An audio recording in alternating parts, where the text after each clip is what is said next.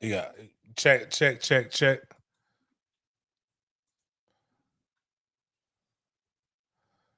Got the Rodecaster mic. Yeah, it should be. Damn. This says it's just muted.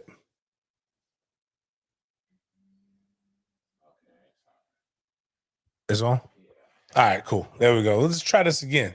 You probably need to get that as a sound on the Rodecaster. When the TJ pulls it back. Getting the King side. We ain't had a show in a minute, so give us some grace. And it's late. We've all had full days. I've been driving and traveling, but this is at Big Games BS, brought to you by thehumidor.com. If you really want to know what I told you, please go to thehumidor.com and buy shit so that my sponsors can still like me. It is the quarterly renewal coming up here, so when I send them the invoice, I want to make sure that I still get my check. So make sure y'all go check that out. Type in Sports Den at checkout. I'm not in Goodfellas, but I'm rocking my Goodfellas t-shirt right now. But the biggest thing is I need the support. I need you guys to go. Make sure you go to the YouTube channel. So if you're watching this on Facebook right now, what I need you to do is stop. I need you to go to YouTube. I need you to type in Den Media Group. And I need you to go watch the live. If you're not subscribed to it, I need you to go ahead and subscribe to it. If you are subscribed to that, I need you to consider becoming a member from $3.99 on up. And if you're cool, if you're not, is that Adrian got a green? Yeah. What? First one. Oh man, okay. That's what I'm talking about. I can see the green. I can see because it's like right here. If you aren't subscribed to at Big Game James _36, which will probably be 36 in a minute, I need you to go check that out. Subscribe to that. There is no memberships for that one. Just subscribe to it. Once we get to over 2,000 subs on Den Media Group, we're giving away $200. Once we get to over 1,000 on Big Games, we'll add content, give 100, and each time we get to over 1,000, we'll give a giveaway live on air. So the cool thing is those shows should be good, like because you get an opportunity to get some bread. So I expect those to be good. So that's just housekeeping. One thing about housekeeping, man, when you're on the road, housekeeping is fucking rude.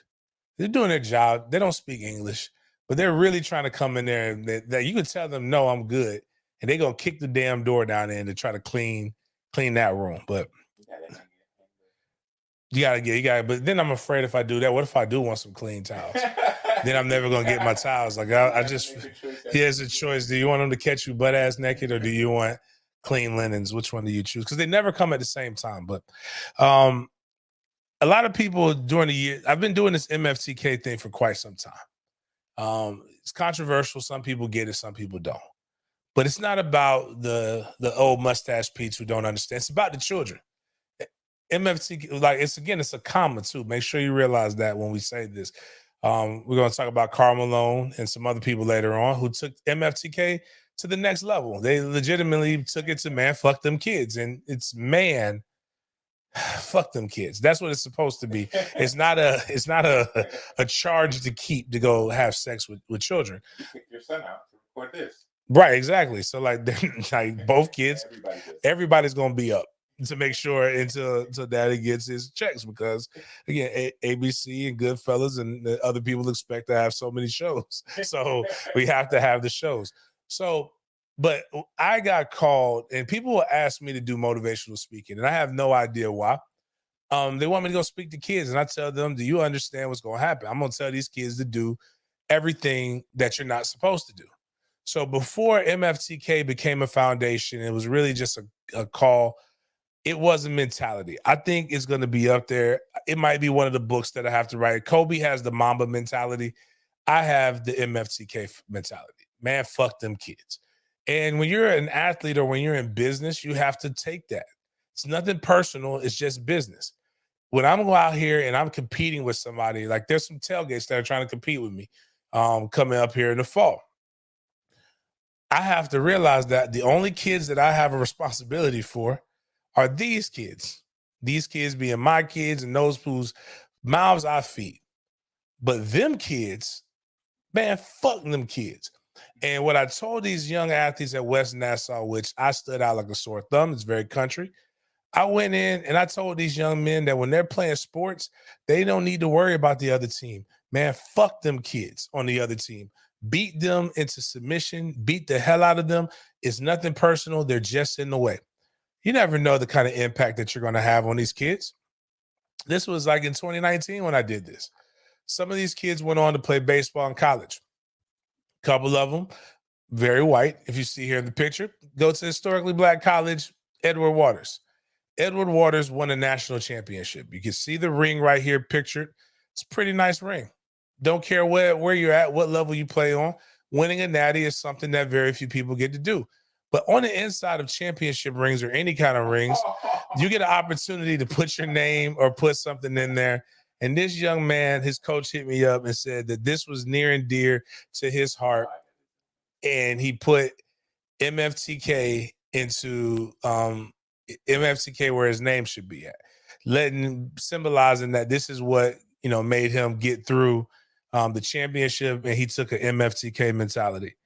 You must take an MFTK mentality when you want to go out here, because again, if they're going to take an MFTK mentality to you, it's about our kids.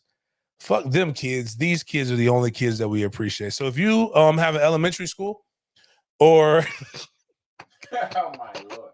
and you want me to come speak on the MFTK mentality, please. I am here to do that for an exorbitant fee. I will make sure that I go out here and I preach the proper mentality to these children. So last but not least, I want to thank Battles End, the FSU collective. They came through and they helped me take 200 kids to the men's basketball game on Saturday night and 150 kids to the women's basketball game on Sunday. And we will have 150 kids going to the March 4th baseball game, and then the March. This is some of the stuff right here. I want to highlight this little baby with the baby fro. As she drops it low and has strong knees, and she is blowing on that flute. She is doing her thing. I mean, I'm gonna be honest with you. I was amazed, David. If things get well, I want to offer her some kind of scholarship. If she's got that kind of energy all the time, and David Plack is the director of the Marching Chiefs, but she was getting after it. She was clearly noticeable at the women's basketball game. So shout out to her. I'm a band geek at heart, but we want to balance in college sports is so necessary. You got guys that in media outlets that really take things to the next level. We don't need to keep going to that. Kane Sport, if you click on the first one, not my quote tweet. Kane Sport, Miami Hurricanes, Kane Sports on 3 early look at what Florida State returns and why Miami Hurricanes can win. Get canesport.com access until August 31st for $29. Whoa. Guys, we don't play Miami until the first week of November. It is February. It is. Come on, bro. You have got to get some other hobbies. And this is where when I see stuff like this, one of my favorite movies to quote is the movie Troy. Brad Pitt was amazing in there. If you can click on with Achilles, but Brad Pitt as Achilles told the young Hector, Prince of Troy, what he needed to do before he kicked his ass. Drink some wine, make love to your wife. That's really what I'm starting to tell these guys. Like when it comes to trolling this early, I mean, Jesus, man, we beat the hell out of you guys, man. Go drink some wine, make love to your wife, go do something, or your hand, or whatever it is that you have to do. But the time for trolling will come. Nothing got trolled more than the NBA All-Star Game and All-Star Games in general. People talked about the Pro Bowl a couple weeks ago, and that's the NFL's All-Star Game. And they're like, oh my God, it's not competitive. And this year, the NFL really took it to what people have been saying for years. They made it a flag football game. And the NBA All-Star game has gone to levels that it normally hasn't been at. But you know, we'll even get into like Kobe spoke about this, and now Kobe's been dead for a few years, but this was before Kobe retired when he talked about the NBA. I think he was still playing when he talked about how non-competitive the NBA All-Star game is. And then if you click on it, let's listen to his thoughts. Because it used to be competitive. Yeah. It used to be competitive, and like, you know, fans want to see the best pickup game in the world. That's what this is. They don't want to see you running up and down and dunking and doing all this crazy. Like, they want to see what happens when you get this collection of best basketball players on the planet, and they play and they go head up against each other. Man. I mean, you guys play harder at a pickup game in UCLA. For real. And ain't billions of people watching. For real. Definitely do. You know what I'm saying? Definitely do. They gotta so I turn think it the up. All-Star game needs a little changing. I always love competing in them. I didn't lose many of them. Nah, me and CP used to talk you all was the time. one of the like, hold on. ones. You took it serious. Yeah, we went. Like, I don't think me and CP, when we played together in the All-Star game, I don't think we've ever lost a game. Yeah. And we used to look at each other and say, okay, Oh, serious. Let's They don't want to play. We gonna play. fourth quarter, let's go. I think the all You know, it goes into the old adage that a lot of old heads consistently have about just wanting to compete. We saw Magic Johnson on last Friday's show where we talked about old heads telling lies and about how they just want to go out here and they want to compete and they want to beat everybody and everything. And some of that is true. A lot of us will go back in my day you to death. But like, let's be real. I like to tell people to don't look at sports as these guys that are untouchable, that aren't like you. Let's look at athletes like us. 90% of you guys who are listening to this, you work because you have bills to pay. Imagine you are so good at your current job, at your government job, that the government decided, hey, we're gonna take a vacation break this week. Or everybody on your job is gonna take a mandatory vacation. Imagine if they did this in America. Everybody has to take a mandatory vacation. But the people who are really, really good at the job, you know how we're going to reward you? We're going to reward you by letting you do your job even harder with some of the best people at your job to see who's the best of the best. Would you be excited about doing that? You've gone to work 51 weeks out of the year. Everybody else, all the losers, they get a chance to take a break. But they want you to come in and do more work. And how do they reward you? They send you to Salt Lake, Utah, a place that you've probably never said you wanted to go. And now you got to go to all these different events, all these different things during your break. You don't get to rest. You don't get to relax. That's what most of you guys, you live for the weekend. So why do you think these athletes are any different than you? Because they are overgrown, because their pituitary gland was stronger than yours? It's work, no, regardless of how you look at it. And the money is a lot better now than it was in the past. Even Kobe Bean, who got a chance to participate in some of the big payday things, it's still not the same. Michael Jordan winning the dunk contest and getting the bonus really meant something back in the day. You can't, but Michael Jordan, like, I think LeBron's last contract was more than Michael Jordan made in his whole career as an NBA player. It's hard to get me up for a truck as an MVP when I know I'm going to make $70 million in the next 2 years.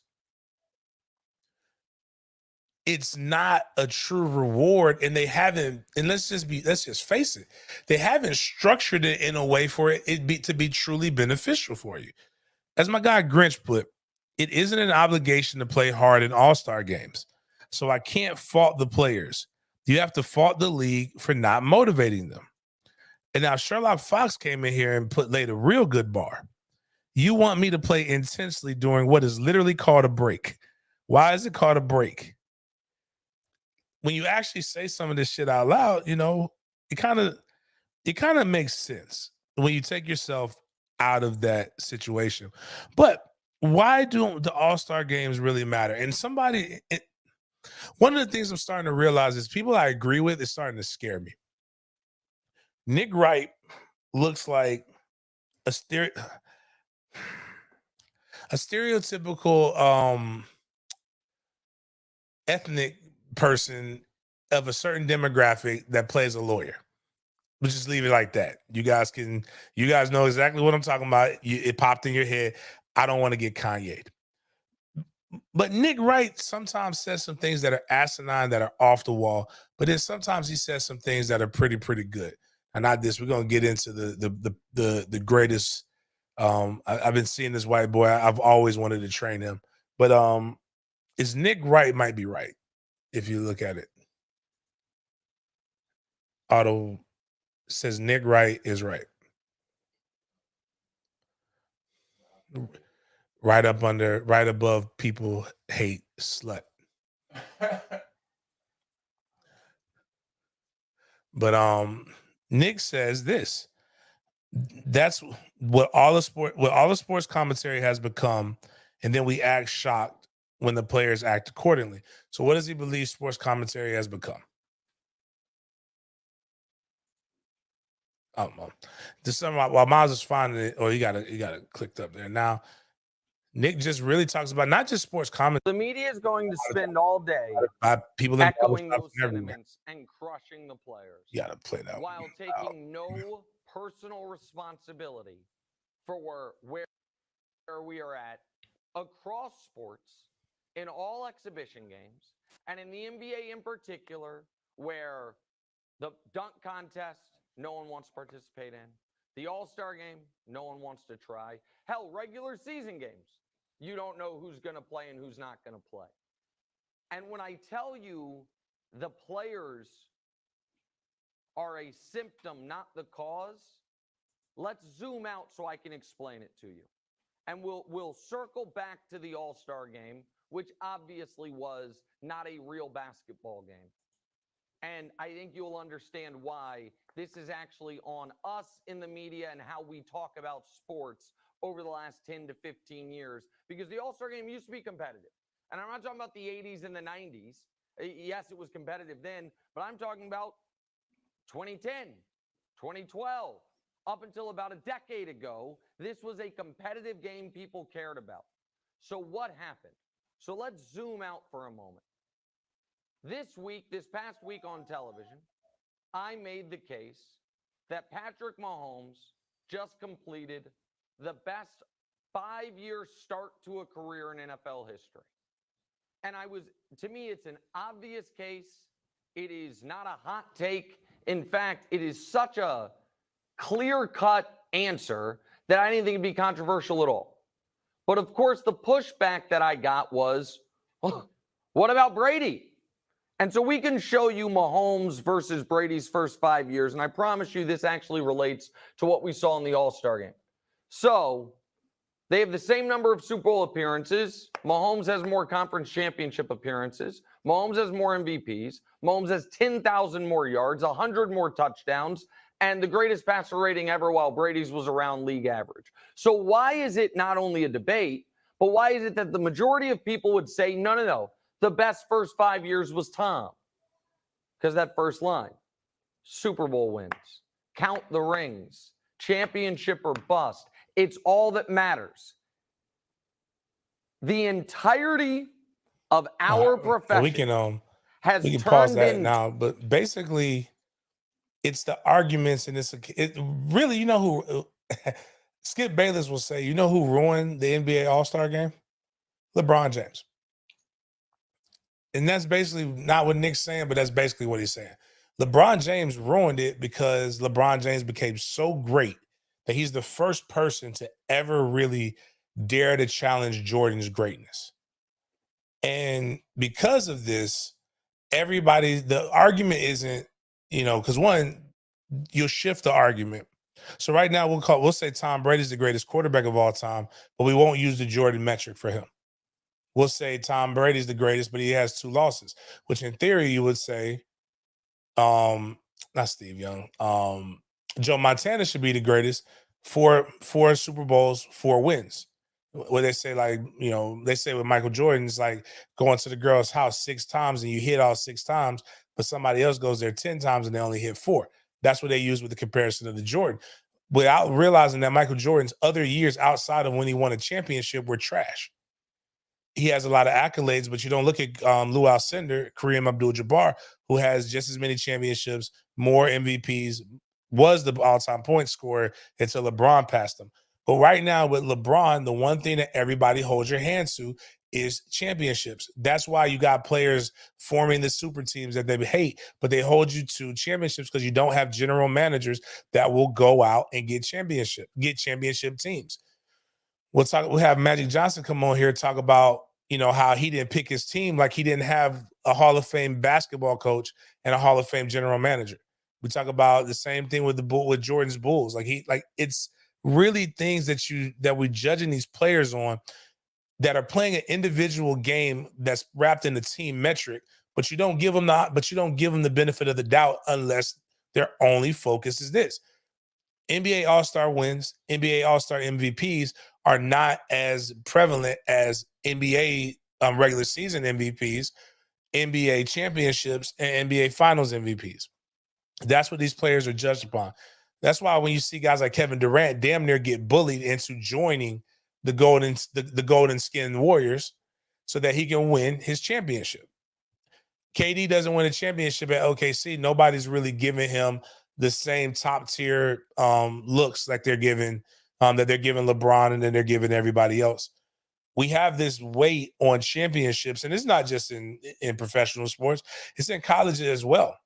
Without realizing, you've got teams that said that their coaches being fired with great, Georgia, it worked out for you eventually, but Georgia fired Mark Richt, who averaged 10 wins a season, because he couldn't win them a championship, and they hadn't won a championship since 1980. To put it in perspective, I wasn't born in 1980. That was 4 years before Carmen and James got together and did a thing. But yeah, you fired a coach because he couldn't get you to that promised land. Championships aren't overrated, but the reality is only one team a year can win a championship. And that's one person or one team, and whatever that comes into. But that's what they really have narrowed it down, and everybody complains about it. But again, the other side of it is when the NFL had the Pro Bowl, their All-Star game, it used to be in Hawaii. You know what Hawaii was? A destination. Everybody wanted to go to Hawaii. This year, it was in Salt Lake City. I don't know very many people who grow up and say they want to go to Utah, except for Karl Malone probably, and people who want to get paid millions of dollars to go there. But the guys who I love the NBA. As an NBA Countdown, is that with Shaq and Charles and all of them? They're not giving you much basketball knowledge, but man, they're giving you some very good comic relief. And let's do you have the clip where now that's about Matt. We're about to get into the greatest white boy in dunk history. But slut. And I saw somebody put this. It was funny acronym. My homegirl Erica was out there enjoying her best life, and they put Salt Lake SL and then Utah is UT, and she was like, "I'm out here in SL, UT." So I'm like, and nobody likes slut. But what was Charles and Shaq talking about with Salt Lake City? These people going to heaven up this way. Ain't nothing to do with this. Definitely not a glowing review, I'll tell you that much. It's a great city. Oh, ladies, it's a great city, but ain't nothing to do here. These people all going to heaven. Oh, my gosh. I never ate so much room service in my life. Can't smoke, can't drink. These people going to heaven. Where they going? They going to heaven. We give you 1 week. My man Shaq said that basically told you how bad the food was. This boring ass city. Now it's boring. I mean, it is one of the whitest. Like I wonder what the demographic is of Salt Lake, because I will give Adam Silver some props, and this is all off script. It's so white there with the snow and everything else that they basically had to ship in the black people.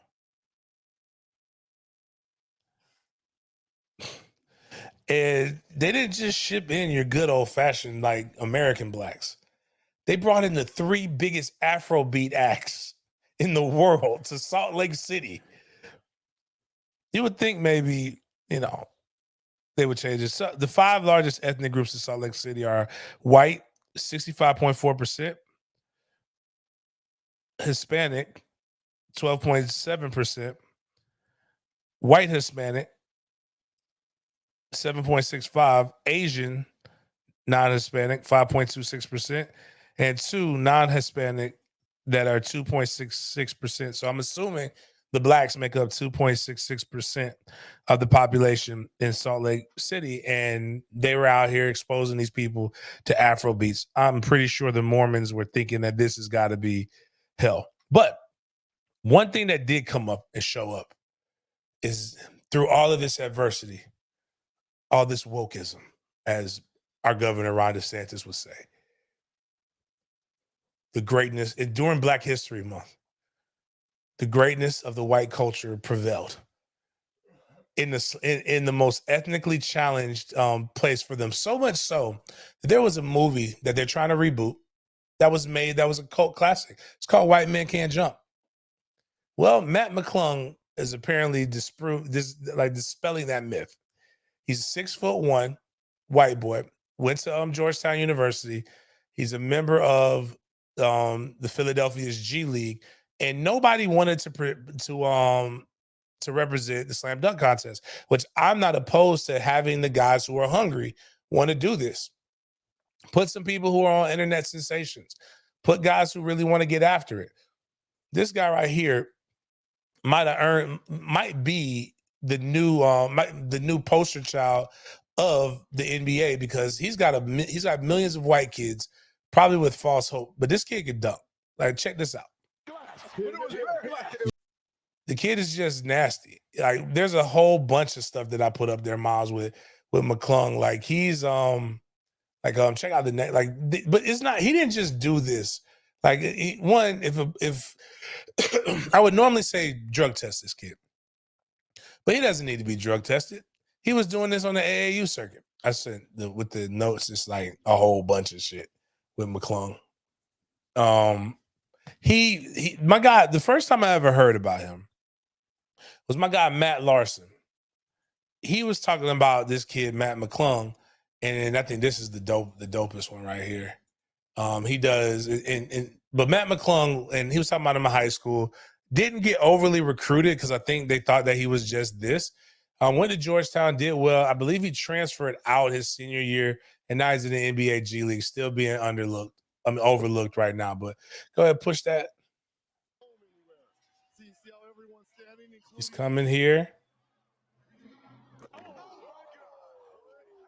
I don't really know what that's called. Two-hand windmill, is that what that is? And then dunk. Like, I mean, he has Kane the Conqueror excited. I think anybody 6'1" does this one, it's impressive. And then, yes, it is, because you're probably going to underestimate his athleticism, like us black people do when we get a chance, because it's disrespectful to believe that they can do some of these things. The one thing we got is the fact that, we were crossbred with some of the best. That's our one saving grace. But this is the way you got to love how entertaining Black Twitter is. So what Black Twitter did was, immediately, anytime we see somebody that we want to invite to the cookout, somebody has to vet them. Nothing better than the vetting process of the African-American culture.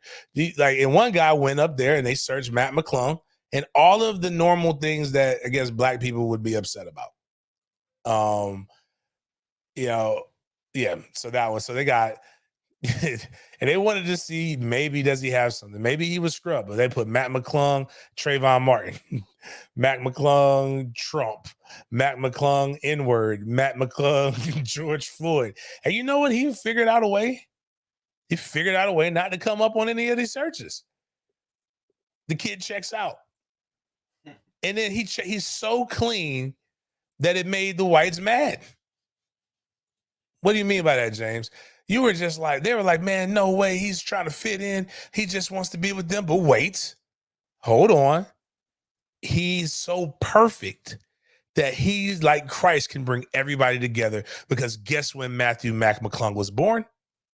January 6th. Remember what happened on January 6th? The uprising where they tried to overturn the election results, and they wanted to hang the vice president. So he still has something that even they can say that this is a sign from the gods that he was meant to be here. Oh, Matthew McClung understands how to not say anything derogatory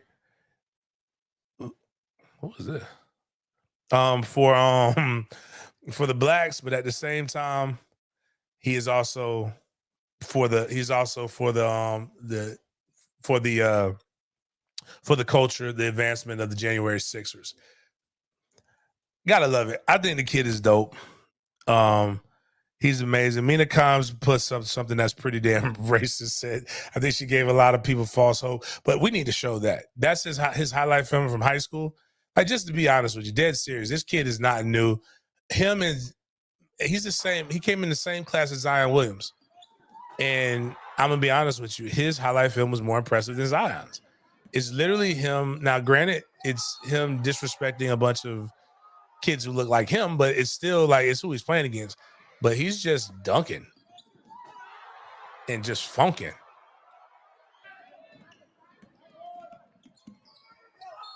I think what should have happened with him, I think he would have had a greater impact. Now, hear me out. Is if he would have went to HBCU. That's all I'm saying. Imagine him with the guy that was great. Like, some of these dunks are like slam dunk worthy. But imagine him with the guy, because every black gym has the guy that does the amazing play-by-play. Just or the guy from the AN1 mixtape. Oh, baby. The professor. It just, I love it, man. I love the underdog story. I love great bouts of athleticism.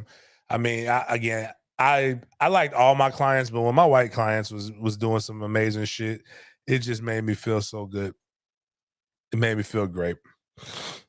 Well, something that doesn't make you feel great, and many a country song have been written about this, is when your cooter leaves you. And nothing's worse than your cooter going to somebody that you know.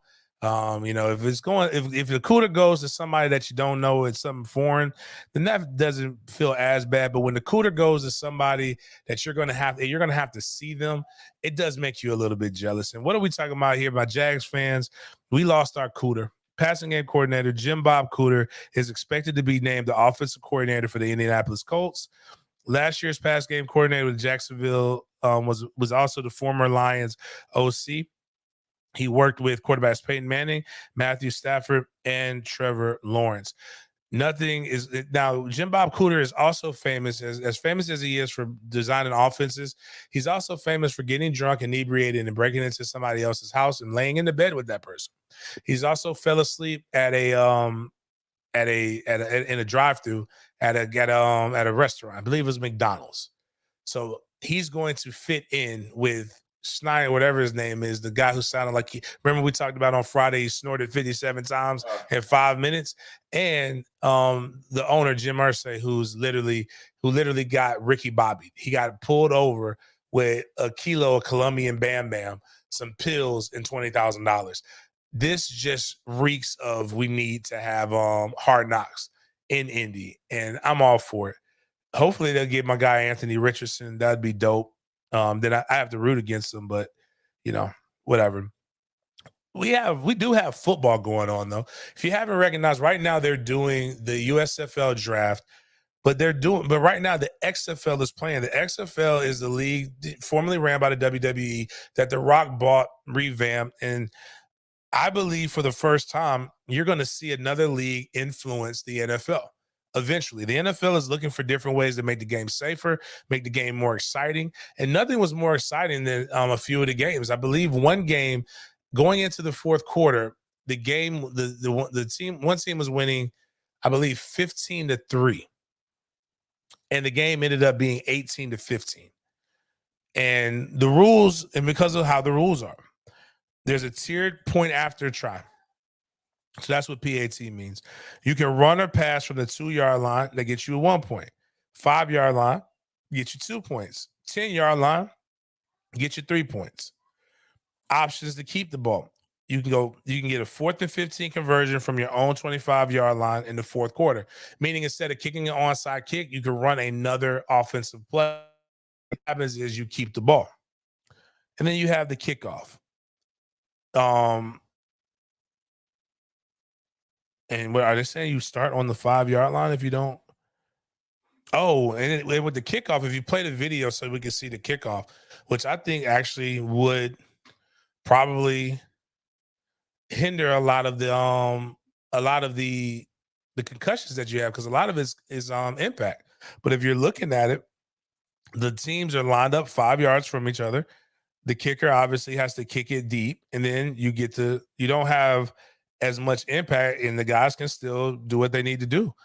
These are all rules that I think if they're successful in the XFL and the fans are liking it, and the game starts to get more higher attendance numbers, starts to get more eyes on TV, I think you'll start seeing some of this stuff possibly be implemented in the NFL, because that's what the NFL does. They steal ideas, and that's what you can do when you're the big dog. Check out a lot of the games this weekend.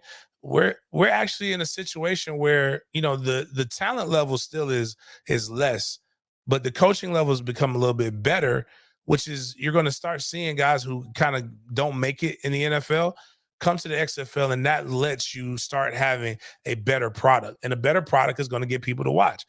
I happen to have a couple guys that I know. Terrell Buckley is the head coach of the Orlando Guardians, I believe, and my teammate Tony Carter is the defensive coordinator. I'll probably take the boys down there, just so they can go check that out. The NCAA, speaking of rule changes and things like that, the NCAA is looking to do some things with their rule changing. The NCAA has 4 proposals under consideration. They're prohibiting consecutive timeouts, which means you can't ice the kicker. So, like, if you save all 3 of your timeouts, you can't just keep calling timeouts to try to get in the kicker's head, which I'm not 1,000% sure that even really works anymore. These kickers are just that good, or they're that bad. They'll miss it without you calling timeout. In fact, I think I've seen it happen more times, again, like not in the favor of teams, where they miss the kick, but they call the timeout, and then the kicker goes down and he makes it. No untimed down at the end of the first quarter and the third quarter. Whatever.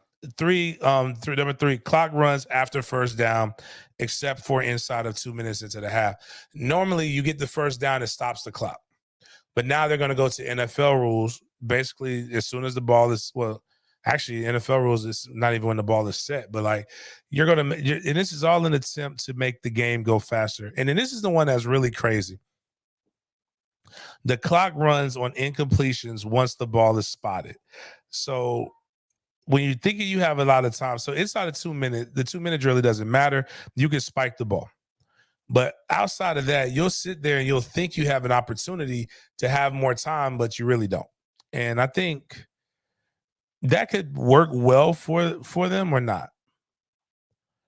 I'm not a huge overall fan of any of it, but I think I think what this is set up for is not to make the games faster. That's what the premise is. The game is set up to make sure we get more commercials, because with all of this money that's being paid, trust and believe they are going to be more commercials. I don't know, what is that? We got a comment right there. It says he was talking about, shout out to AR, that worked out so good for you only having to see him in a Gator uniform for one season and watching him ball out in the loss against FSU. Talking about AR. Oh yeah, man. Listen, that was not on AR why they lost that game. That was purely coaching. They could have ran the ball and would have won. I'm not too much of an arrogant motherfucker to not admit that. But speaking of arrogant motherfuckers, it's Black History Month. And, you know, I talk a lot about the person who I think, you know, I always want to remind people that Brett Favre is a terrible person. But in the theme of Black History Month and the NBA All-Star Game just being over, we'll play this. I want to let people know that there's never a bad time to hate Karl Malone. I'm not an MJ fan, but I think before people really knew who Karl Malone was, the ancestors were making sure that we're using Michael Jordan as their vessel to make sure that Karl Malone never got a championship. And they used MJ. Karl Malone is a guy, is kind of much like Herschel Walker. He's a basketball version of Herschel Walker. He's very critical on African Americans. black fatherhood in that, and he's a creep. But before we go into the other things that make him a creep, Bomani Jones, in his very intelligent manner, went out and basically eviscerated him, and so much so that it wasn't really trying. It's just the facts are so shocking that it makes you want to be like, why is this man walking amongst us free? But this is why Karl Malone, one of the many reasons Karl Malone is a terrible person. Yeah. What are your thoughts on Karl Malone being a huge part of All-Star Weekend? You could basically make this question, what are your thoughts about Karl Malone, and stop it right there. Like, it doesn't have to be an occasion, because I hated Karl Malone so much before I had a great reason. I only had good ones. Like, just being a dirty player, elbowing people all the time, that sort of stuff. And then, we found out the whole thing, if you don't know this, that when he was in college, Karl Malone had a baby with a 12-year-old. There's never been any sort of reckoning for Malone because Malone lays low. Like, he just out there in the country, driving his semi, doing whatever it is that Karl Malone does out there. But if you're doing something for Utah basketball, it's like Karl Malone. So we got Karl Malone and John Stockton. John Stockton is crazy conspiracy guy. And I'm just kind of like, I know a lot of people that think crazy things, as long as you don't say it on the microphone there, I guess, right? But Karl Malone, you're kind of supposed to leave him at home, except if you're the league. I heard a lot of y'all when I told y'all those details, you'd never heard them before. Right? And so why is Karl Malone not there? Then you make this more a story. And so I would imagine that there's a very cynical outlook on how to play it. So I never want to see Karl Malone ever, all time, any other point. But he's going to be there, and it's going to be wild uncomfortable for a lot of people. And then tomorrow we're going to forget it ever happened. And he's got points. But it's not just that. Karl Malone is let me rephrase that. This is just unpack that. Karl Malone fucked a 12-year-old. And didn't just like have sex with the 12-year-old. He shot up a 12-year-old's club. Like, let's put this in perspective. That part. But they're in Podunk, Louisiana. That's where he's from. So, like, maybe they just figured, well, who's gonna believe us? Blah blah blah. He didn't have any contact. Now, what I will say is this: Karl Malone doesn't even do like good for the greater Negro kind or something like that. If you want to go Google Karl Malone's son, we need that one because that right there solidifies how much of a creep he is. But Karl Malone doesn't just have a son that he did not take care of. He has a daughter that he didn't take care of, and he's got numerous kids that he's just spreading the seed with. But they're freakish athletes. Like, Karl Malone might be a mutant. This son that Karl Malone had with the 12-year-old, kid ended up playing 5 years in the NFL.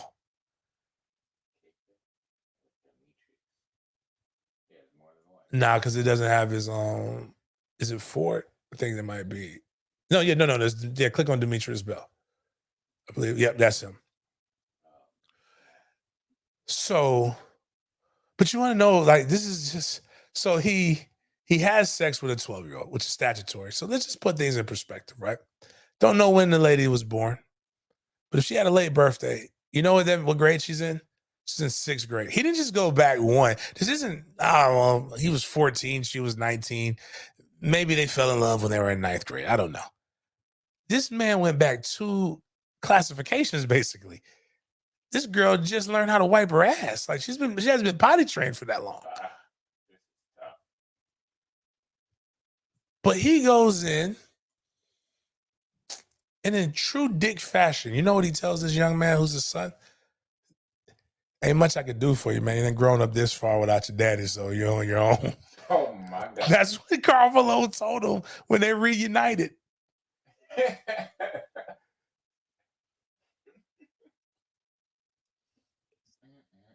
And you want to know the wildest part with all of this? Because, again, he goes and has sex with another woman, has a daughter that plays in the WNBA, doesn't acknowledge her until she becomes good. At least he acknowledged the daughter, but like he didn't even say, just told the son, fuck you. You becoming a man without me, so do your thing. Because he's one thing I'm going to say is that in 2 years, if I don't make it like I want to make it, I know I have two routes. I'm either going to become a mega church pastor, or I'm going to become a conservative pundit. Both of them, you could just sprinkle a little Jesus on it and everything goes away. There are people, because Karl Malone is a Christian. He's a stout Christian. And they're saying, well, God forgives. Who are we to judge? Very easily. Bitch, you fucked a 12-year-old. It didn't even come in and try to be the dad. Didn't even it's no recompense. Like nothing that's stating that, Karl Malone did some wild shit. Like, for example, if Mike Tyson came and told me he was a pastor, new Mike Tyson has done a lot of things that are really, really good. Right. You can see that Mike Tyson is, all right, I was raised wrong. I was crazy. I was wild. He's turned a new leaf. Still Mike Tyson, but you can feel like, this Mike Tyson is a little bit less angry. Like he can still kill you, but he'll pray for you. DMX made these wonderful albums of selling drugs, robbing people, and fucking the baddest bitches on the planet. But do you know how he ended every one of those albums? With one of the greatest prayers that you will ever live in your life. Don't believe me? Go look up DMX's first 3 albums, the prayers, and I want you to say those on a daily basis and tell me your life won't change. Just don't listen to the other tracks. But at least I can say DMX, there was something there. Karl Malone is one of the worst possible people. And if you believe he changed, because let's say that was 1984, I think, or whatever, when that happened. So, okay, fine. What am I? I'm 38. Okay, James, come on, bro. It's 38 some years ago. Got to chill out. Might as well click on that other thing so we can talk about what Karl Malone did to somebody else's wife, a guy that you're actively competing against. And this is from out of the lips of his wife, If in 2004, he harassed Vanessa Bryant in a manner that made her uncomfortable. The story goes that Vanessa asked Karl who was wearing a cowboy hat and boots at the Staples Center. Hey, cowboy, what are you hunting? Malone's reply, I'm hunting for little Mexican girls. That would be creepy anyway, right? But it just turns out that in 2004, Vanessa Bryant was probably in her 20s. And you know what Vanessa Bryant is? She's a little Mexican girl. He was directly saying, I'm looking for you, basically.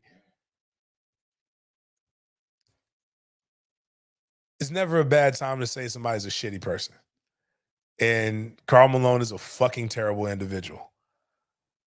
I don't like. Speaking of terrible individuals, I mean, just again, we gotta stop. We have to stop trying to sprinkle Jesus on everything, guys. Like he can clean anything. I'm with you.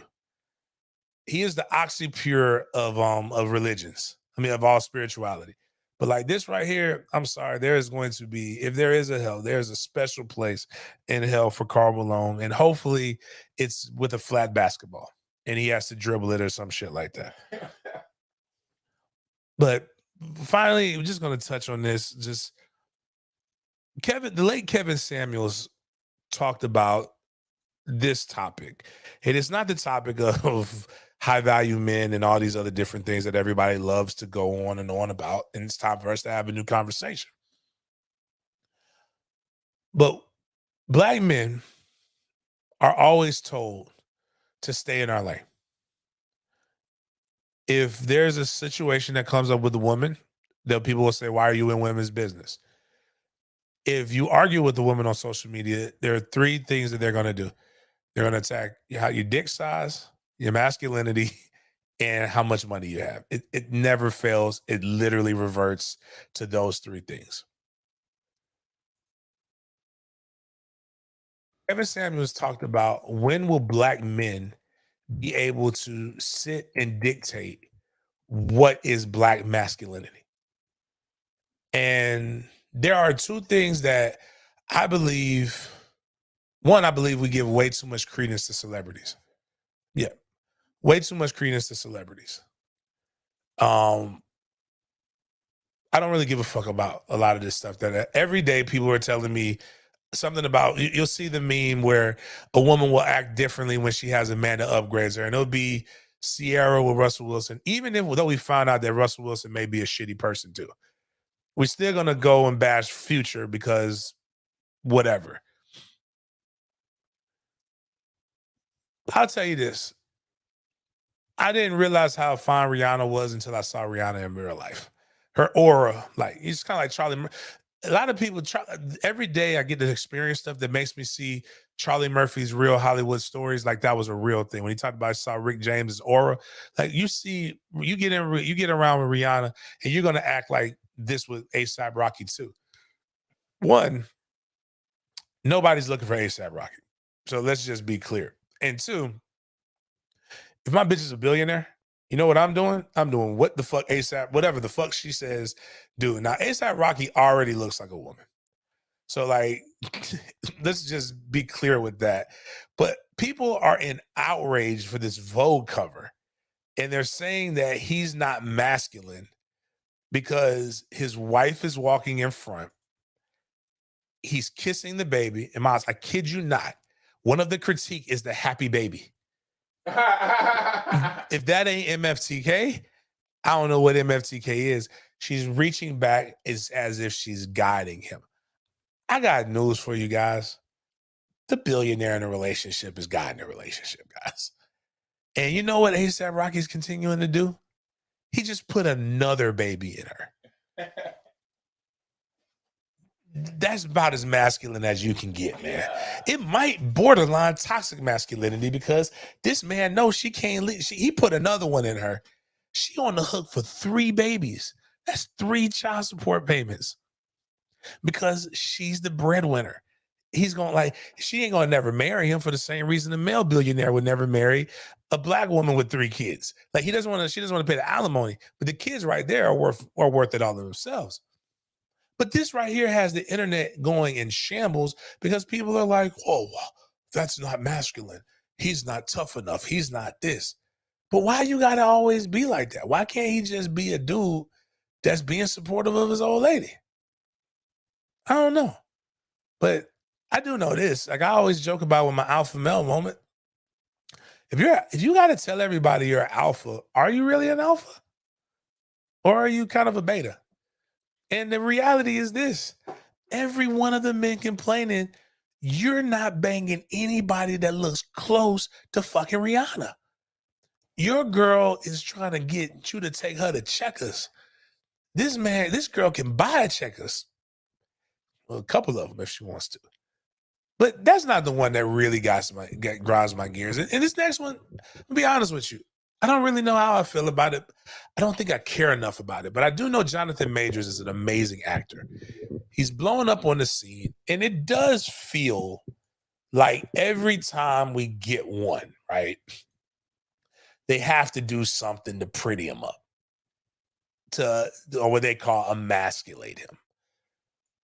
And before we get into that, I think maybe I just think sometimes people find these big words and we don't really know what those words mean. So emasculate, deprive of his male role or identity to make someone weaker or less effective. Like, so can you put that picture up there, Miles? Let's just see if those things are, because words have meanings.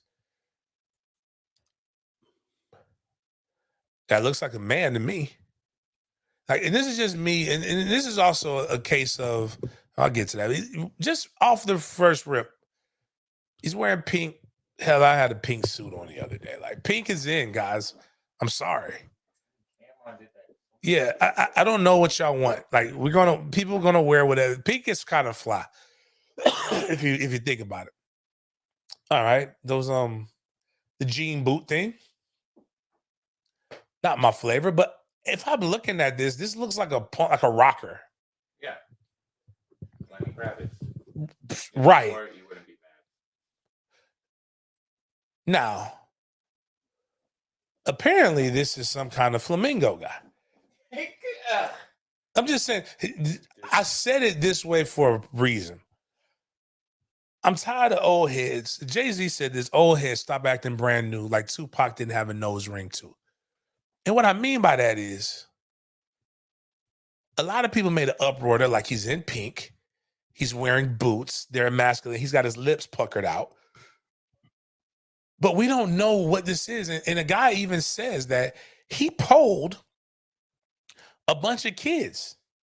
And the first thing that the kids said was Don Flamingo from some anime mess. Them kids don't even know. That was from my age, just to put Right. that out there. But my point is that a lot of us don't know, and that's exactly what they're going. There has been like the person who's behind the pictures have said this.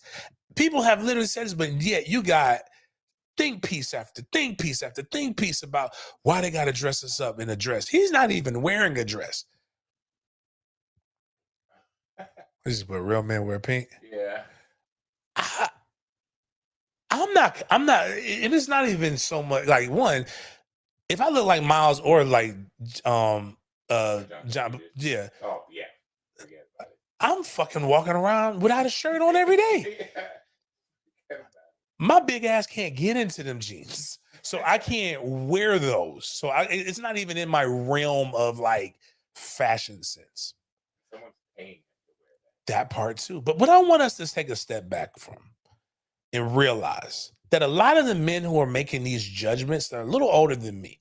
And I don't know if you guys remember, but the late 80s was the androgynous era. The dude who dressed the most like a bitch was getting all the hoes. And it's not just Prince. It's not just MJ. It's not just, these random guys. Mr. Biggs himself was out here dressing like a twinkle.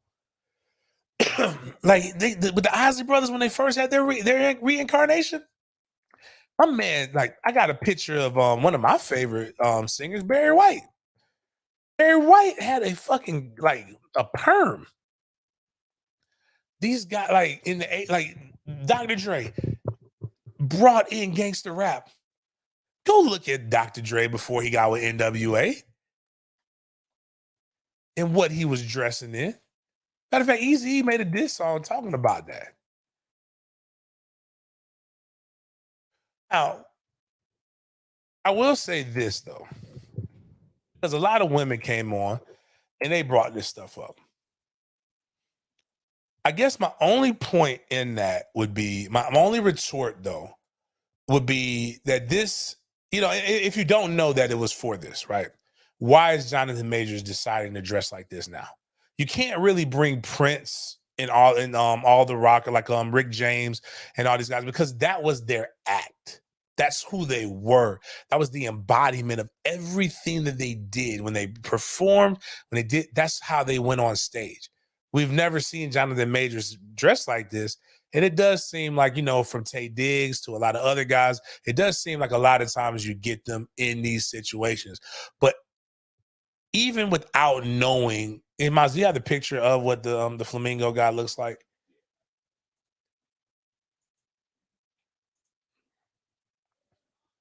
And I don't know if he's going to play this guy because we all know Kane the Conqueror isn't necessarily black.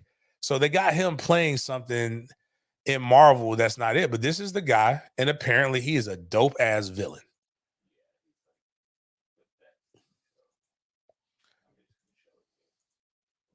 And that's what he looks like. And when you kind of step back, okay, I can see, especially with the little pink chinchilla thing, the open shirt. He is kind of ripped like this guy. Now he doesn't have the boots, but he does have some heels, some low heels. So like, if that's who you're emulating, he's a man, right? Yeah. You know what I'm saying? I'm asking a silly question to be like, how can you be emasculated if you're literally portraying another male? Was Heath Ledger emasculated by playing the Joker? Right. Remember one of the scenes he played like a little nurse? Oh, that's right. That's right. And it goes on and on, like just. But I will say this: it's just like I don't need. Everything isn't an attack. And guess what? I know. Guess what? And I'm curious to and this is why I want to create the membership and the culture, because I learn by asking questions. I'm curious to what you guys' interaction is with your children. Because I was around my boys all weekend when all of this stuff happened. I'm pretty sure if I asked my son who Jonathan Majors is, he wouldn't know. Oh, yeah. Good point. If I asked my son, hey, or if I said, when's the last, have you ever read Ebony Magazine? He probably wouldn't know what I'm talking about. Right. I know he doesn't know what Vogue is. Your kids, it's not a magazine for kids. Not yet. They won't see it. You know, the only way they're going to see it is if you present it. And when you act as if it's a big deal, do you know what the kids are going to do? They're going to wonder why it's such a big deal to you. And they're going to search it. It's I've said it over and over again. It is a conscious decision to suck a dick. Right. It is not going, that cover had nothing sexually explicit about it. The ASAP Rocky cover, what that cover had was a man following behind a bad bitch. And you know what most of y'all are doing right now? You're following behind bitches that think that they bad and aren't even remotely close to what Rihanna is. I talk about these things sometimes passionately with inflections, more so because I get paid to have to talk about something. And it's very difficult to have an hour show if you don't have things to talk about. I'm trying to figure out why some of y'all care so much. Like, what is it in for you? Because you dictate what your kid sees. You dictate the algorithm. You are the parent. And if your son goes around wearing, I remember when the skinny jeans first came out, everybody thought, oh my God, we're about to see these kids turn gay. And guess what? We got more babies popping out every day. What I will say where the confusion lies in, and I'll end it with this, isn't with Jonathan Majors. I believe Jonathan Majors is a straight black male that's a pretty good damn actor. He's taken the role of T'Challa. Who's T'Challa's real name? The motherfucker who died. Chadwick Boseman. Because remember, Chadwick Boseman was playing every black person. Like no other black person could get a role. And Chadwick Boseman was like, he's the only person to play like every civil rights icon. But now it seems like John Majors is doing that. But I am, however, confused with the brat. Even though the story is kind of cool, you don't know, the brat's pregnant. Oh, wow. How is the brat? 48. Oh, wow. But that's not the age. The fact it's the brat's pregnant. She's a clear stud. Oh, was she? Yes, she's dating. No, she wasn't always. She's married to a femme. But even then, when you go back and you look at the story, I don't care enough, but I think the story is dope. So just to inform people, the reason why is that they were going to have in vitro. They pulled out her wife's eggs, and they were going to have somebody fertilize them on the outside, not the old-fashioned way. I told people, the only way I'm donating my sperm is if we could do it the old-fashioned way. Like, I don't want to believe that. I know what I'm doing. I've shot up a club 5 times. 3 times we hit, 2 times. Actually, all 5 times we hit, but 2 of the other times I don't want to talk about what happened. But her wife had some issues where she was getting blood clots and all kinds of other different things, and they wanted to go through the full birthing process. She can't do it. So the brat sacrificed herself, and she did something this is why there are clear masculine and feminine qualities. Because I can promise you, ain't none of us dudes going for, oh, baby, you can't have a baby. We ain't having a baby. Can we find another woman to put your eggs in? We can't find no. Oof, man, that's just God's will. But the brat went in there with her femininity and is going to have that baby. And I think that's dope. But I'm still confused because when you wake up and you see the brat clearly pregnant, like you're just wondering, like, how the fuck did that happen? But first I did think studs get pregnant every day.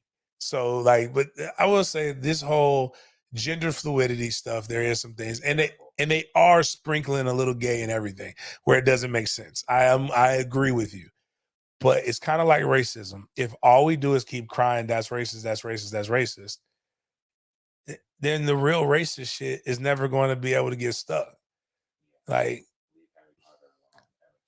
Harry Potter's getting put in the gays. I shouldn't even delve you into that. I said, I don't even know anything about Harry Potter. I've never seen a Harry Potter movie. I never will. So, like, I don't have to worry about gay Harry Potter. But it wouldn't surprise me. But, like, it's just, there are things where they sprinkle it in. You're kind of like, I feel like I just forced that in there. Like, was there a real reason? Like you don't have to have, like, just like, treat it like Friends. Like, Friends excluded black people out of New York City for some years. We know there's a ton of black people in New York City, but Friends found a way to find the only corner in New York City that didn't have them. It's okay to have a show without us, or like if it's like Hallmark movies. Nobody ever bitches about Hallmark movies. It's white entertainment television. Flourish. We don't have to have it everywhere. But again, my guys, ladies, stop worrying about the only thing that can emasculate a black man is a black man emasculating himself. So, like, if Prince walked through that, Prince was walking around in assless chaps and pulling everybody, men and women. So, like, again, because even if you're gay, right? You know, and like, even if you're gay, it doesn't mean like you're less of a man. I have seen, and that's how That's a bar. That's how a lot of macho men get their asses whooped at Waffle House. Yeah. If you want to go down a rabbit hole, watch Queers in Waffle House fights. And that is just terrifying. As a masculine male, I am not trying to get my ass whooped by no gay man by calling him a punk or all those things, because they still got an X and a Y. No matter what people think. They got muscles, and them all their life they done had to fight. So you gonna go around and keep fucking with these people and talking about, your punk ass ain't masculine, and you gonna find out something strange gonna happen to you when they knock you out and your ass is tooted up in the air. Now you're vulnerable. What you think they looking at Johnny Majors is how they looking at you. All relaxed on that linoleum. But anyways, man, appreciate you guys for chopping it up with me, man. Go to the YouTube page. Make sure you subscribe. Think about joining our membership. If you're on that $100 level, that goes toward buying a book bag for the book bag drive. It also gets you in free at every tailgate, and you get the Party Like Big game when you're around me. You get, but also $3.99 is the lowest level. All of that money, all those proceeds go toward the MFTK Foundation buying kids tickets. Appreciate Battles End again for helping me with getting kids to games, and appreciate the partnership here moving forward. Other than that, y'all have a good night, and I'll see y'all sometime tomorrow.